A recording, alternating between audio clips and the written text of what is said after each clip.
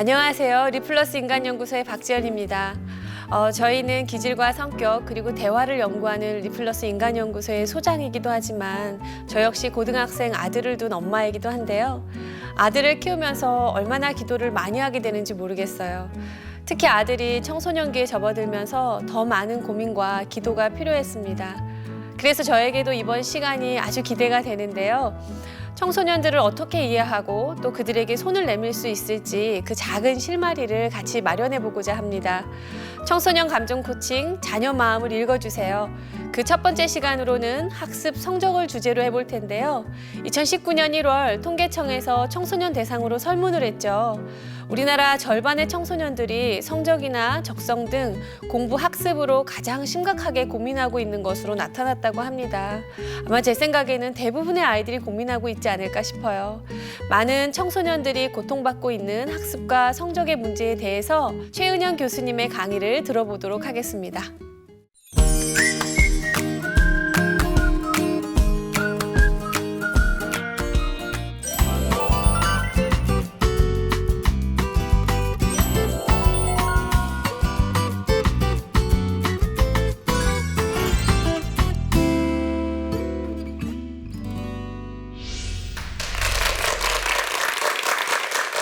여러분 안녕하세요. 저는 횃불 트리니티 최은영 교수입니다. 제가 얼마 전에 CGN에서 이와 비슷한 강연을 몇 회분 녹화해서 방영을 한 적이 있어요. 그런데 이제 비슷한 프로그램을 다시 제안을 받으면서 이번에는 박재현 소장님하고 같이 하게 돼서 더 기쁘고요. 또 여러분들하고 사례를 통해서 또 이야기를 같이 나눌 수 있기 때문에 훨씬 더 풍성하고 좋은 이야기들을 저희가 나눌 수 있을 것 같습니다. 저는 이전보다는 조금 더 부모님들 편에서 그리고 예수 그리스도의 진리를 따라서 우리가 자녀를 키우고 소통한다는 게 어떤 것인가 이제 이런 관점에서 전체적으로 강의를 진행해 보려고 합니다. 오늘의 주제는 공부 학습이에요. 여러분 공부하는 거 쉬우셨어요? 공부만큼 힘든 게 없어요. 앉아 있어야 되죠. 집중해야 되죠. 성과 내야 되죠. 공부만큼 힘든 게 없어요. 그러면 우리 자녀들이 입장 바꿔놓고 공부를 하려고 했으면 얼마나 어려웠겠어요. 그래서 마음의 힘이 필요하거든요. 그런데 이제 이런 질문을 저희가 한번 해보면 좋겠어요. 그렇게 힘든 공부를 나는 왜 우리 아이가 잘했으면 좋았다고 느꼈을까? 그렇죠. 입장 바꾸면 아니 그렇게 힘든 거 그냥 하지 않고 쉬어 이렇게 하는 게 사실 사랑일 수도 있는데 우리는 왜 아이들한테 그렇게 공부를 하라고 했을까요? 사랑하기 때문이죠. 그 아이가 공부를 하면 이 세상을 조금 더 나은 자리에서 편하게 살 수 있다고 생각하기 때문이죠. 이게 보통 우리가 자녀를 키우는 우리들의 방법인 것 같아요. 그래서 먼저 오늘 제가 공부에 영향을 미치는 큰 3가지 요소를 말씀드리고요. 우리는 그리스도인 부모로 아이들의 공부를 어떤 식으로 바라보고 지도하면 좋을지 이제 이런 말씀을 좀 나누려고 합니다.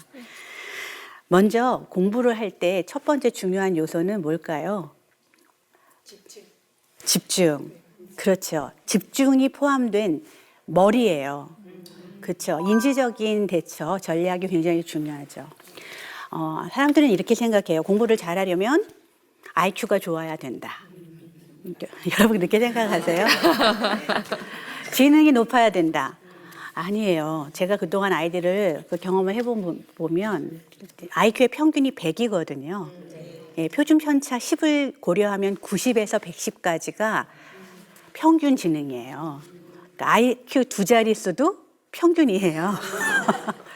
그런데 90에서 110 정도의 평균 지능이 있는 아이들은 반에서 1, 2등을 할 수 있는 능력을 갖고 있다는 거예요.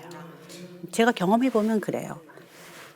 그러면 나머지 차이는 뭐가 만들까요? 공부에서 전략이 만들죠.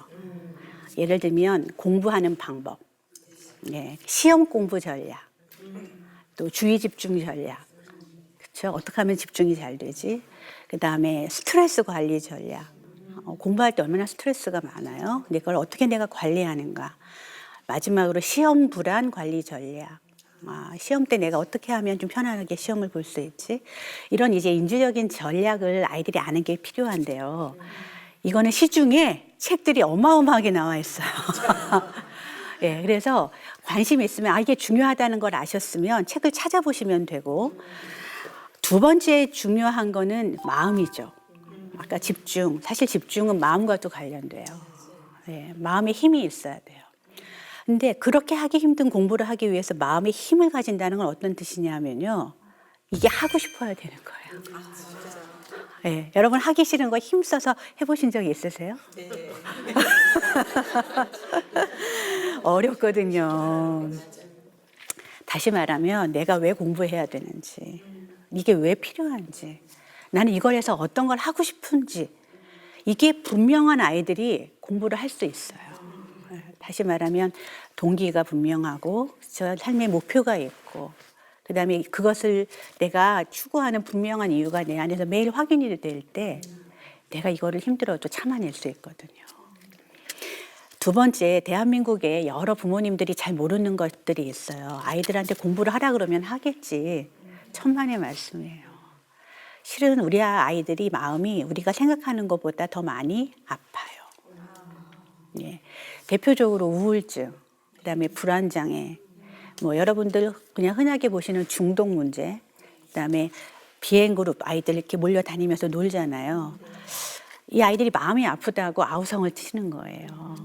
그러면 생각해 보세요. 우울한 상태에서는 결단력이 떨어지고 집중력이 떨어지고 우유부단해져요.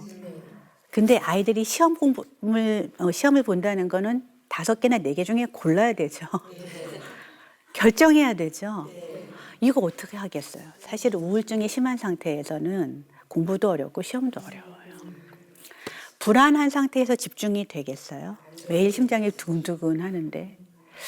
그래서 실은 이제 부모님들이 아이들이 왜 이렇게 성적이 안 오르지? 이렇게 걱정이 되시면 전반적인 아이들의 정신 건강 상태를 조금 같이 알아봐 주시면 좋아요. 기분 나쁘지 않은 방법으로. 예, 그래서 우리 아이가 우울은 얼마나 심한지, 불안은 어떤지, 그리고 중독 문제에 들어가 있으면 아이들 공부하기 어렵죠. 예. 제가 만났던 학생 중에는 그 전자오락, 그때 옛날이니까요. 전자오락, 갤러그 이런 거 기억나세요? 거기 빠져 있었어요. 그리고 이 아이가 또 돈도 잘 훔쳤어요. 여기 상담센터에 왔어요. 근데 그 2가지 문제가 다 어느 정도 잡히고 나니까 저한테 이런 얘기 하더라고요. 선생님, 그런데요, 어떻게 하면 성적이 오를까요? 그때 걔가 초등학교 6학년이었어요. 그래서 저희가 그 다음에 한 4개월을 성적 올리는 상담을 하고 진짜 기분 좋게 마무리한 적이 있거든요. 그래서 공부를 잘하기 위해서는 그 전에 해결돼야 될 것들이 많다는 거를 저희가 기억하면 좋겠어요. 공부를 위한 3번째 요소가 뭐냐면 관계예요. 이거는요, 마음에 영향을 미치는 거거든요. 여러분 혹시 마음에 이렇게 손을 얹으시고 나는 공부 잘하는 아이가 더 예쁘더라, 우리 아이들 중에? 그런 적이 있으시다면 사실 부모님들이 스스로 질문해 보셔야 돼요. 나는 얘가 더 왜 예쁘지? 공부 못하는 둘째보다 첫째는 왜 더 예쁜 거야? 왜 더 예쁠까요? 공부 잘해서. 내가 공부 잘하는 걸 좋아하는 거예요. 부모님이 그걸 가치 있게 느끼는 거예요. 네, 그렇다면 우리가 질문해 봐야 돼요, 부모로서. 뭐냐면 이 아이가 공부를 진짜 못해도 난 얘가 사랑스러울까? 네. 그리고 나는 왜 이 아이가 이렇게 공부를 잘하기를 바라는 걸까? 내 인생 주제를 놓고. 아이들은요, 부모님들의 인생 주제를 계속 반복합니다. 내가 못하는 걸 얘는 하게 해놓고 싶잖아요. 내가 못해서 멸시 받은 거 얘는 잘해서 대우받게 하고 싶잖아요. 그래서 실은 왜 내가 이렇게 비교하고 잘하는 애만 이뻐할까? 부모님들이 자신의 마음을 한번 보셔야 되죠. 그러면서 우리가 이제 정신 차리고 나면 알아요. 비교하지 말아야지. 그죠? 또 하나는 이런 게 있어요. 성적이 얘네들의 미래의 생활 수준을 좌우할 것이다. 이런 믿음들이 있으시죠? 네. 근데 절대 이제 그런 사회를 우리가 안 살게 돼요. 4차 산업혁명 시대가 열리면서 그 토마스 프리드만이라고 하는 그 기존의 입시 교육에 굉장히 비판적인 분이 있어요. 근데 이분이 이렇게 말해요. 우리는 그동안 아이들을 너무 입시 준비생으로만 키웠다. 4차 산업혁명 시대에는 우리 아이들을 혁명 준비생으로 키워야 된다. 여러분 공부 잘해서 밥 잘 먹고 사는 시대는 사실 이제 저물어 가요. 예, 우리가 밥 잘 먹고 살려고 공부시키는 거 아니에요? 예, 그러면 부모님들이 생각을 잘 해보셔야 되죠. 이제는 그 어떤 능력들이 필요하다고 이 토마스 프리드만이 얘기하냐면요, 비판적인 사고, 네, 그다음에 사람들하고 잘 지낼 수 있는 협업 능력, 그다음에 소통할 수 있는 능력, 이걸 가진 아이들이에요. 그리고 이 아이들은 기본적으로 호기심이 많대요. 네, 그리고 위험을 감수할 수 있는 용기를 내는 아이들이래요. 네. 그리고 이 아이들은 세상에서 내가 어떤 일을 하면 좋을까라는 걸 계속 생각하고 의미를 찾는 아이들이죠. 이런 아이들로 우리가 아이들을 키워내야 되는데 더 나아가서 우리가 그리스도인 부모로 생각해야 될 게 있어요. 그건 뭐냐면 우리 아이들이 공부 잘하는 것과 하나님이 무슨 상관이에요? 네? 예, 우리가 모두 신앙생활을 해요. 근데 하나님과 우리 아이가 공부 잘하는 건 무슨 상관일까요? 갑자기 표정들이 이게 뭐지? 이런 생각이 드시잖아요. 저는 그렇게 생각해요. 하나님이 누구신지를 아는 아이들이 공부를 목숨 걸고 할 수 있다.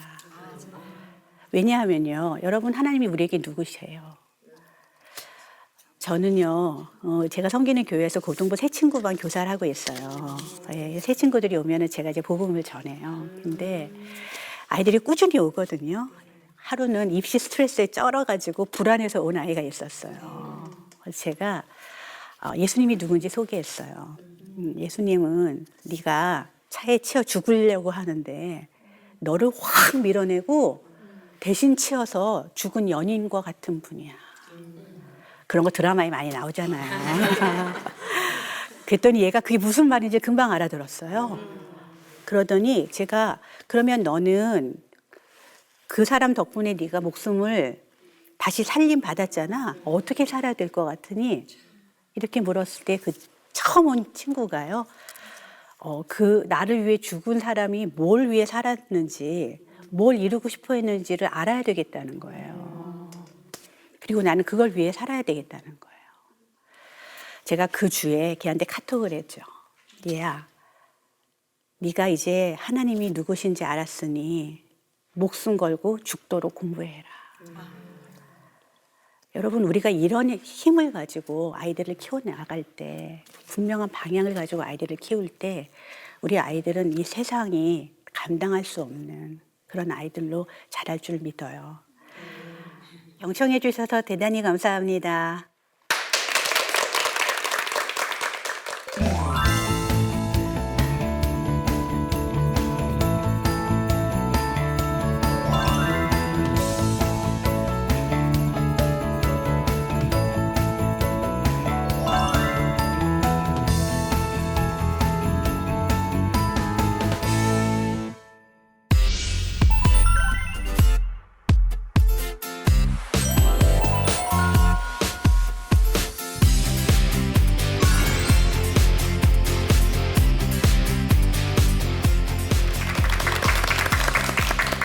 네, 여러분 정말 좋으셨죠? 네. 저도 정말 좋았는데요. 사실 교수님 저는 제가 크리스찬이 된 지 몇 년 되지가 않았잖아요. 그래서 아이 학습이나 공부를 지도하거나 아이랑 공부에 대해서 얘기할 때 저와 아이의 대화에서 하나님의 이야기가 많이 빠졌던 것 같아요. 그런데 굉장히 좋았던 건 아까 교수님 강연하실 때 우리가 공부를 해야 되는 그 목적이 무엇인가, 하나님 앞에 그 질문을 해야 된다는 그 말씀이 굉장히 가슴에 남네요. 네, 혹시 거기에 대해서 좀 더 얘기해 주실 게 있으실까요? 제가 그 박사 학생들하고 공부를 하면서 학기 초마다 늘 한 번씩 같이 읽는 글귀가 있어요. 그게 이제 존 파이퍼라고 하는 청교도 신학자인데요. 목사님이기도 네, 하시고 미국의 어느 신학교 입학식 때 연설을 하셨어요. 근데 그 연설문 가운데 이런 말이 나와요. 우리 학교에서는 하나님의 영광을 보고 하나님의 영광을 이해하고 그 영광에 감탄하고 그 영광을 느끼고 그 영광을 적용하고 다른 사람들도 그 영광을 보고 누릴 수 있도록 돕기 위해서 교육합니다. 저는 이게 비단 신학교 교육만은 아니라고 생각해요. 우리가 세상을 사는 그리스도인으로 우리 아이들이 이런 목적을 가지고 이런 태도로 공부를 하면 참 좋겠다 그런 생각이 들거든요. 정말 그런 것 같아요. 오늘 아침 라디오를 이렇게 듣고 오는데 대학생 아이들한테 그 조사를 했다 그러더라고요. 길거리를 걸어가면서 저 모든 사람들이 행복했으면 좋겠다라고 생각을 하면서 계속 걸어가 봐라. 그리고 또 한 집단한테는 쟤들보다 눈에 보이는 저 사람들보다 내가 더 잘하기 위해서 난 뭐를 해야 될까를 고민하면서 걸어가 보라 그랬대요. 그래서 아이들의 행복 지수를 해봤더니 네. 후자의 아이들은 굉장히 우울감을 많이 경험했고 그렇죠. 자기 자신에 대한 부족함을 자꾸만 생각하게 됐는데 전자는 훨씬 행복했다고 얘기를 하더라고요. 행복감과 만족감이 높았다고. 네. 근데 어쩌면 네. 교수님의 말씀 속에서는 더 높은 곳 하나님 앞에서 우리가 왜 공부를 해야 되는지에 대한 목적의식을 갖게 되면 네. 그것은 아이들한테 굉장히 다른 마음으로 학업을 할 수 있게 하는 원동력이 될 것 같다라는 생각이 드네요. 그렇죠. 하나님은 그 누구도 사랑하시잖아요. 네, 그 사랑하는 마음을 품고 아까 말씀하신 저 모두가 행복했으면 좋겠다. 이런 마음으로 길을 갈 때 느끼는 그 행복감 이상의 맞아요. 행복이 아이들한테 있겠죠. 네, 정말 그럴 것 같아요. 네. 저도 자녀한테 꼭 그게 그 순간 안 될까요, 교수님? 이게 매뉴얼처럼 미리 학습이 돼야 돼요, 그러니까요. 저희한테. 기도로 네. 늘 깨어있는 엄마가 돼야 되겠네요. 저는 사실 아까 교수님 강의를 들으면서 하나 궁금한 게 좀 있었어요. 네, 어떤 거죠? 그러니까 이제 고등학교 아이들뿐만이 아니라 제가 일하면서 만나게 되는 아이들은 좀 더 미취학 아동 그리고 초등학교 자녀를 두신 엄마들 굉장히 많이 만나는데 네. 이분들이 아이들과 관계 맺는 것들을 보면 굉장히 대화도 좀 적게 하실 때가 있고 우리가 좀 대화상에서 비교라든가 뭐 강요라든가 협박이라든가 이런 말들을 또 많이 사용하시잖아요. 네. 그 상황이 되면. 네. 예. 그런데 그렇게 아이들이 커서 고등학생이 되면 부모님과 관계가 조금 거리감이 있을 수도 있고 대화가 잘 되지 않는 상태인 경우가 참 많더라고요. 네. 그러면 아까 말씀하신 그 말씀 속에서는 공부를 하기 위해선 머리도 중요하지만 관계적인 거, 이 아이의 마음의 동기가 중요하다고 말씀하셨는데 네. 저한테 딱 떠오르는 단어 하나가 심리적 안정감이었어요. 마음이 안정적으로 좀 토대가 잘 닦여져 있는 상태에서 공부를 잘할 수 있는 그 기반이 있다면 네. 기존에 그 관계가 잘 형성되지 않았던 아이들에게는 이거를 고등학생이 딱 됐다면 어떻게 좀 도와줄 수 있을까? 그게 좀 궁금해요. 제가 아까 강의 중에 우울한 아이들, 불안한 아이들 얘기를 했어요. 실은 우울한 아이들은 부모의 가치가 내 안에 그냥 여과 없이 들어온 아이들인 경우가 많아요. 예, 이런 경우에는 부모님들이 자기 고백을 좀 해주셔야 해요. 뭐냐면 내가 잘못 살았다. 내가 잘못 생각했다 얘야. 하나님 앞에서 중요한 게 그게 아니었는데 엄마가 아빠가 잘못했다. 이런 부모님들의 눈물 어린 사과를 받은 아이들은 굉장히 달라지는 걸 제가 경험해요. 정말 그런 것 같아요. 네. 그리고 이제 두 번째 이제 심리적인 안정감을 위해서 필요한 거는 아이들하고 대화를 나눌 때요. 부모님들은 본인이 하고 싶은 이야기를 하고 듣고 싶은 얘기만 듣고 싶어 해요. 그러시죠? 근데 아이들이 듣고 싶어 하는 이야기가 뭘까를 고민하셔야 해요. 그렇죠. 입장 바꿔서. 우리 아이들이 어떤 얘기를 들으면 마음의 안정감이 생길까요? 제가 생각하는 거는 나는 너를 키울 때 정말 행복해. 나는 너를 키울 때 정말 즐거워. 아주 구체적으로 증거를 대시면서요. 나는 이런 너랑 같이 있는 게 참 좋단다. 실은 불안한 아이들이요. 부모님의 불안을 자기가 그냥 이렇게 내뿜는 거거든요. 부모가 사실 불안한데 뭐 단적으로 이런 거죠. 뭐 학습하고 딱 연결되지는 않지만 어머니가 예를 들어서 저녁 8시 지나서 성폭행을 당했어요. 17살 때. 그러면 이 어머니가 딸이 17살이 되면 불안했죠. 네. 그리고는 통금 시간을 8시로 정하겠죠. 똑같은 거예요. 공부하고 관련해서도 부모님의 불안이 어떻게 정말 이 아이들을 통해서 내뿜어지는지를 보셔야 되거든요. 그래서 그런 경우 역시 이거는 엄마 아빠의 문제지 내 문제가 아니야. 이 이야기를 해주시려면 부모님들이 자기 성찰이 되셔야 돼요. 이건 내 문제였구나. 그다음 이제 마지막으로 심리적 안정감을 위해서는요. 자녀가 언제 안정이 되냐면 자신감이 생길 때겠죠. 네. 그러면 요만한 것이라도 너 이거 할 때 참 잘하더라. 넌 어릴 때 이런 데 소질을 많이 보였어. 내가 5살 때 너 이런 거 하는 거 보니까 다른 아이들보다 진짜 얼마나 잘하는지 몰랐어. 이런 이야기를 자꾸 해주시면 아이들이 내가 정말 뭘 잘했지? 난 뭘 좋아했지? 하는 걸 부모님들하고 대화 가운데서 찾아갈 수가 있죠. 예, 거기서 오는 자신감이 아이들에게 마음의 힘을 줄 수 있는 것 같아요. 교수님 말씀을 정리해 보면은 제일 중요한 건 부모의 자기 성찰이겠네요.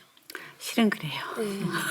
부모가 내가 자녀와의 관계에서 뭐를 후회하고 있는지, 네. 또 내 삶에 있어서 내가 무엇을 반성하는지, 네. 내가 지난날 아이하고 어릴 때 그런 관계적인 토대가 건강하게 쌓여있지 않았다면 그걸 고백하는 것에서 시작하고, 네. 그리고 나서 아이들에게 구체적으로 아이들이 듣고 싶은 말도 해주고, 네. 아이들에게 고마운 것도 감사의 표현도 해줘야 되고, 그렇죠? 네. 참 많은 게 있네요. 그러니까 학습과 정리 굉장히 잘하시네요. 그렇죠, 교수님. 우리 학습과 성적을 다루고 있지만 다음 주 우리가 계속 시리즈로 이어갈 텐데 많은 것들이 딱딱 끊어지는 게 아니라 다 연결되겠구나 하는 생각이 좀 맞아요. 들어요. 이번에는요. 그 교수님께서 해주신 강의하고 주제랑 연결된 고민이 하나 사실 저희한테 들어왔어요. 예쁜 편지지로 쓴 학생의 고민인데요. 제가 사연을 한번 읽어볼게요, 교수님. 사실 제가 공부 때문에 스트레스를 받았던 건 유치원생 때부터였어요. 영어 유치원을 다녔거든요. 그때는 스트레스인 줄도 모르고 영어 유치원과 학원을 전전하면서 가끔씩 세상 살기 참 힘들다라는 생각을 했었어요. 어린 나이가. 정확하게 제가 학업으로 스트레스를 받고 있다고 인지한 건 초등학교 4학년 때였어요. 나름대로 저는 공부를 잘해서 1등을 했었는데 그 뒤로 너무 두렵고 숨이 막히는 듯 했어요. 주변의 관심이 저에게 집중되는 것도 부담스럽고 1등을 유지하지 못하면 어쩌나 무서웠어요.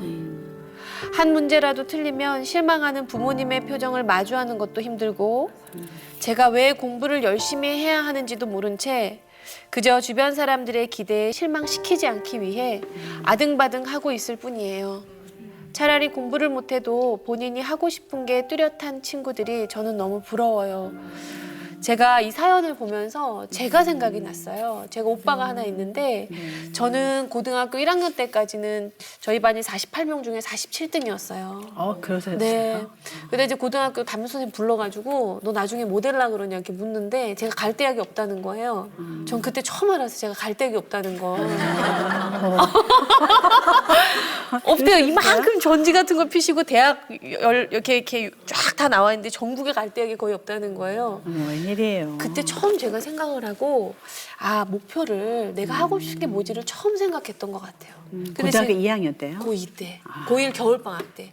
그래서 고2 첫 번째 시험 때 제가 반에서 등급을 47등에서 한 20, 30등 올린 것 같아요. 네. 첫 시험에? 첫 시험에서. 선생님께서 컨닝하신 줄 아시더라고요. 근데 저희 오빠가 하나 있는데 이 사연을 보면서 가슴이 참 아팠던 게요.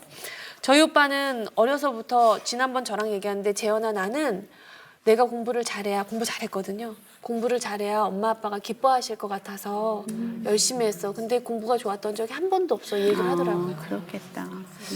교수님 이야기 한번 들어볼까요? 이 학생에 대한 교수님의 의견은 어떤 건지 참 궁금해요. 공부를 잘하는 학생도 또 공부를 못하는 학생들과 또 다른 고민들이 있는 것 같아요, 교수님. 그렇죠. 기본적으로 제가 이제 학생들을 보잖아요. 그러면 공부를 잘하는 아이들의 특징들이 있어요. 일단 말을 잘 들어요. 시키는 대로 잘해요. 예, 수능적인 아이들이 공부를 잘하죠. 예. 그리고 호기심이 많은 아이들이 공부를 잘해요. 기본적으로 저희 학자들끼리는 그런 얘기를 해요. 호기심이 많은 사람들이 교수가 돼야 돼. 그렇죠. 학문이라고 하는 거는 질문에 대한 답을 찾는 거기 때문에. 그래서 호기심이 많은 아이들로 키우는 거는 공부를 잘하는 아이들로 키울 수 있어요. 또 이런 생각을 하죠. 할 거 다 하고 놀 거 다 놀고 공부 잘하는 아이들 있죠. 좀 얄밉긴 하지만. 교과서만 보고 서울대 가는 애들. 그런 애들이 있거든요. 근데 그런 애들은 보면은 순간 집중력이 탁월해요. 그죠? 걔네들은 정말 울트라 슈퍼 집중을 하거든요. 짧은 시간에. 이런 경우는 공부를 잘해도 별로 자기 안에 부딪힘이 없을 거예요. 그렇죠? 근데 지금 오늘 사연의 아이는, 이 사례 아이는 뭐라 그러냐면, 어릴 때부터 나는 세상 살기가 버거워. 이런 얘기하죠. 두려워. 더 나가서 다른 사람들의 관심이 너무 부담스러워. 무슨 말이냐면 공부를 남을 위해 하고 있는 거예요. 그렇죠? 남을 보면서 내가 공부를 잘하지 못하면 나는 이렇게 될 거야라는 두려움 속에 살잖아요. 근데 이 세상의 대표는 실은 부모님이었을 거예요. 아까 오빠가 그렇게 말씀하셨다고요. 내가 공부를 잘해야 우리 엄마 아빠가 기뻐하겠지. 저도 마찬가지예요. 저는 박 대표님하고 거꾸로 된 경우인데요. 성적이 굉장히 좋았다가 대학 가서부터 계속 내리막을 쳤던, 네, 지금까지 계속 내리막을 가고 있는 그런 사람이거든요. 근데 대학을 갈 때까지 저는 제가 그 대학을 가줘야 우리 어머니 아버지 인생이 필 줄 알았어요. 그만큼 사실은 공부라는 것이 부모의 삶을 대신 사는 그런 요소들이 있잖아요. 제가 작년에 아주 재밌게 들었던 얘기가 100평짜리 빌라에 경비를 보시는 분이 계셨대요. 근데 100평 빌라에 사는 주민의 아들은 지방대를 가셨고 경비를 보시는 분의 아드님은 서울대를 가셨다는 거예요. 그래서 그 주민 되는 분이 경비 보시는 분한테 매일 이렇게 고개를 숙여서 인사를 하고 다닌다고. 근데 저는 이런 가치관 자체가 문제라는 생각이 들어요. 네. 공부 재능이 있는 아이예요, 걔는. 그렇죠? 공부라는 걸 그냥 좀 좋아했던 아이고요. 제가 이제 최근에 만났던 학생 중에 이런 학생이 있어요. 아이가 학교에서 왕따를 당해요. 그러니까 엄마가 마음이 안 좋잖아요. 근데 이 엄마가 이 아이를 중학교 때부터 데리고 앉아서 네가 왕따를 안 당하려면 힘이 있어야 돼. 학교에서의 힘은 공부야. 이렇게 하고는 6년을 데리고 앉아서 공부를 시키셨어요. 근데 이 아이가 꽤 좋은 대학을 갔거든요. 그래서 근데 문제는 대학 가서 저한테 온 거죠. 네, 왜냐하면은 발표 불안이 시작이 되는 거예요. 요즘 정말 많더라고요. 네, 계속 뭐 숨도 못 쉬겠고, 뭐 손은 떨리고. 근데 가만 생각해 보세요. 대학을 가면 이제는 거의 비슷한 힘을 가진 아이들이 자기 생각에 그렇잖아요. 그런 아이들이 다 모여 있어요. 얼마나 발표를 잘해야 내가 그동안 갖고 있던 힘을 유지하면서 아이들한테 왕따를 안 당하지? 이렇게 되겠죠. 그래서 그 부모가 갖고 있던 가치가 다시 부메랑처럼 되돌아서 자기 아이를 때리고 있다는 거를 부모가 나중에 알게 됐다는 거죠. 그래서 이렇게 좀 병적으로 공부를 하던 아이들의 특징이 이런, 여러분 아실 거예요. 강박. 그죠? 틀리면 안 돼. 실수하면 안 돼. 그다음에 완벽주의. 그죠? 최고가 돼야 돼요. 100점이 나와야 되는 거예요.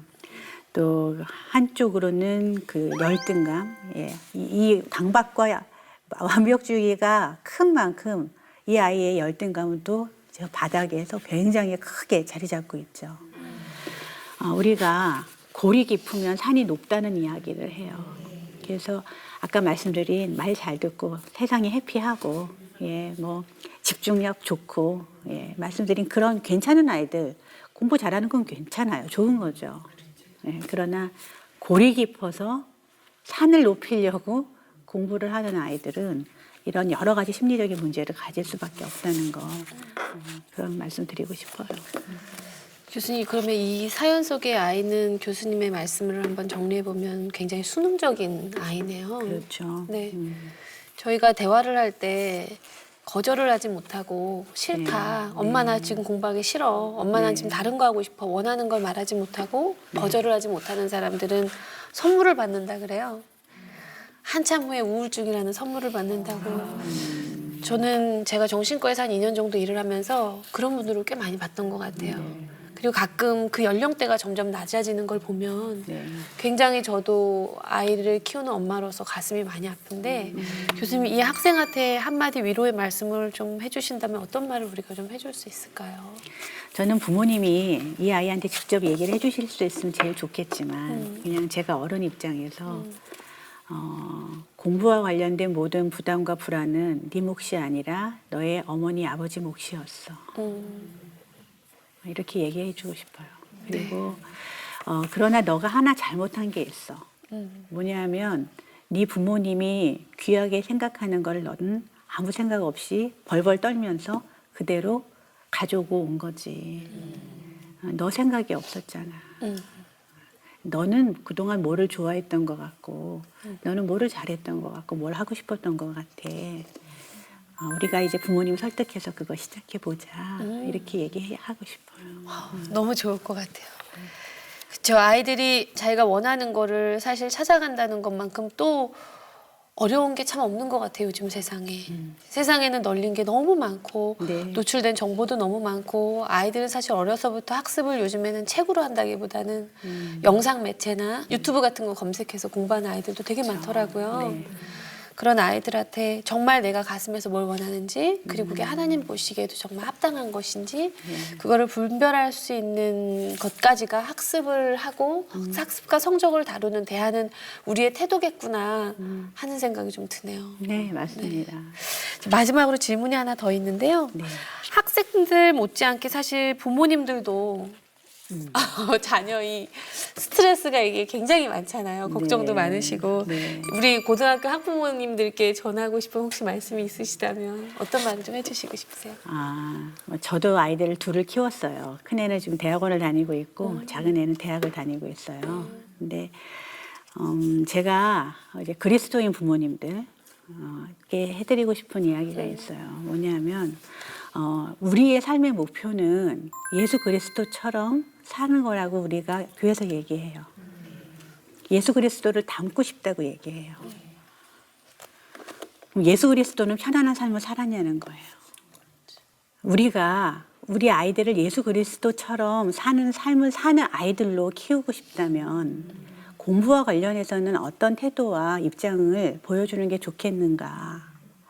그런 질문을 해보면 이런 거죠. 예수님은 십자가에서 힘을 다 빼셨어요. 하늘 아버지의 자녀잖아요. 뭐 당장 내려와서 세상을 다 쓸어버릴 수도 있었지만 예수님은 그의 약함으로 그의 사랑의 업적을 이루신 거예요. 우리 아이들이 예수님처럼 살았으면 좋겠다 할 때는 우리 아이들의 약함으로 얘네들이 가진 사랑을 가지고 세상을 사랑하고 세상을 변화시키는 아이들로 컸으면 좋겠어. 이런 마음을 이제 저희 부모님들이 먼저 먹으셔야 될 것 같아요. 그래서 이런 거죠. 아이들이 공부를 잘하면 뭐가 달라질까 우리 아이들의 인생에. 이게 얘네들한테 힘을 빡 실어주려는 거야? 힘을 빼려고 하는 거야? 이런 질문을 저희가 해야 될 것 같아요. 그리고 아이들이 이 공부를 하는 게 사람들을 사랑하는 것하고 세상을 섬기는 것하고 무슨 관계가 있을까? 이 아이는 이 실력을 가지고 하나님이 그렇게 목숨을 다해 사랑했던 사람들을 어떤 방법으로 사랑하며 살 수 있을까? 이 질문에서 아이들의 학습 안내가 시작이 되면 좋을 것 같아요.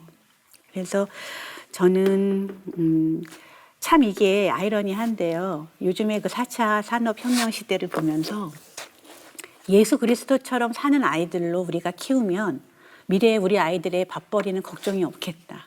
오히려. 왜냐하면 위험을 감수할 수 있는 용기를 내는 것, 그죠? 사람들하고 협력할 수 있는 이 능력을 갖는 것, 사람들과 기분 좋게 소통할 수 있는 능력을 갖는 것, 이건 힘을 뺄 때 가능한 거예요.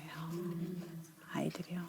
그리고 내가 예수님처럼 정말 내가 어떤 삶을 살지 예측할 수 없지만 어쨌든 간에 내가 힘든 삶을 살더라도 경제적으로 그렇게 풍요함을 누리지 못하더라도 나는 예수님이 이루신 그 가치를 따라 살고 싶어.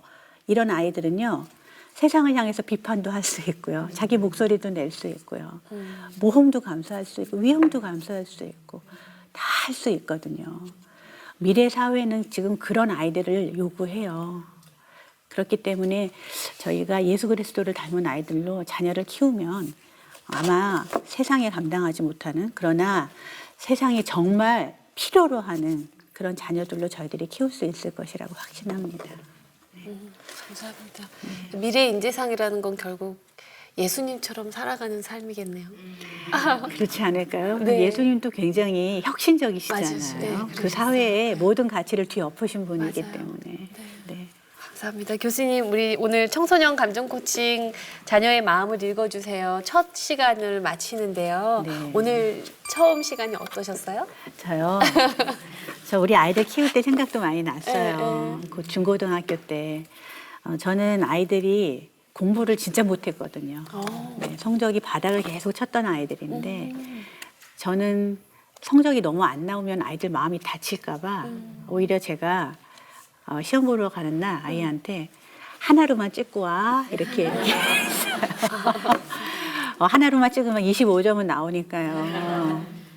그랬지만 돌아보니 우리 아이들이 이제 20대에 자기 길을 잘 찾아서 가고 있고 하나님 편에서 세상을 보고 있고 뭐 이런 걸 보면서 내가 공부 잘하는 아이로 키우지 않은 것에 대한 어떤 확신, 기쁨 뭐 이런 걸 다시 한번 느끼는 시간이 됐어요.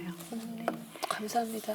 저는 오늘 이 시간이 두 가지 관점으로 들었어요. 제가 하고 있는 일의 전문가로서 들어보고 또 아이를 지금 고등학교 2학년으로 재학 중인 제 아들을 또 생각하면서 들어봤는데 그 공통적인 것으로 배울 수 있었던 거는 결국 성적이나 학습이라는 것은 하나의 수단일 뿐이구나.